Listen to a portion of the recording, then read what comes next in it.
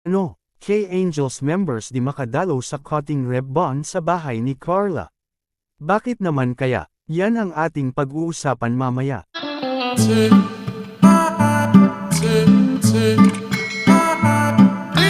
Isa namang mapalang araw sa inyong lahat mga kalingap, sana po ay lagi kayong nakasuporta sa aking ginagawang reaction video. At kung nagustuhan po natin ang ganitong kwento, huwag po nating kalimutang mag-subscribe sa maliit na channel na ito, at paunawa ating tapusin ang kabuohang nilalaman nito. Siyempre huwag din nating kalimutang suportahan ang ama ng kalingap na si Val Santos Matubang at Kalingap Rab.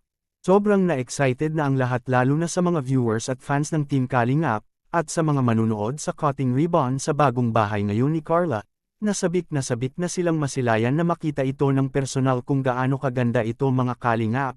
Pati na rin si Carla ay sobra na-ring na-excite nito na finally ay matitirahan na nila ito.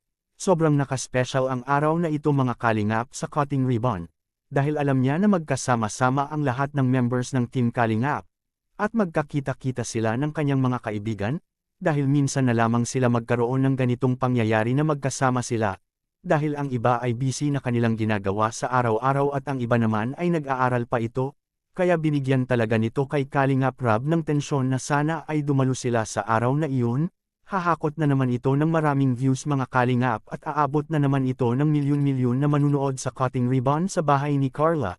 Sobrang napakaswerte ni Carla mga kalingap na magkaroon na siya ng mamahaling bahay at kagamitan nito.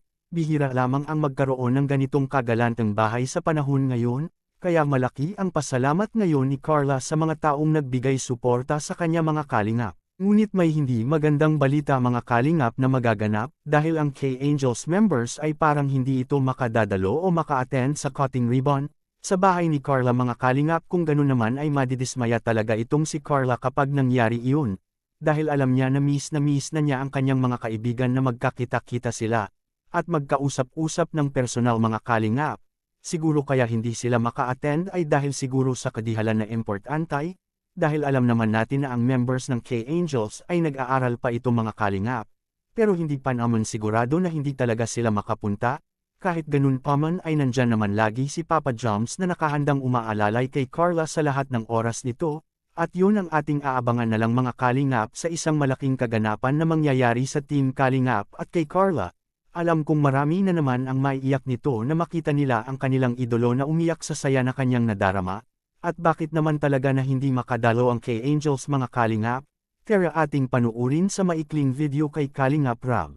Invite ko po yung mga Kalingap Angels, pero ang sure pa lang na nag-respond sa chat ko ay si Melka. Si Dara naman, magsagot siya pero may pasok daw po siya, kaya di daw po niya sure.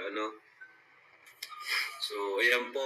Hindi ba talaga makadalo ang K-Angels sa cutting ribbon mga kalingap? Please comment and God bless us all.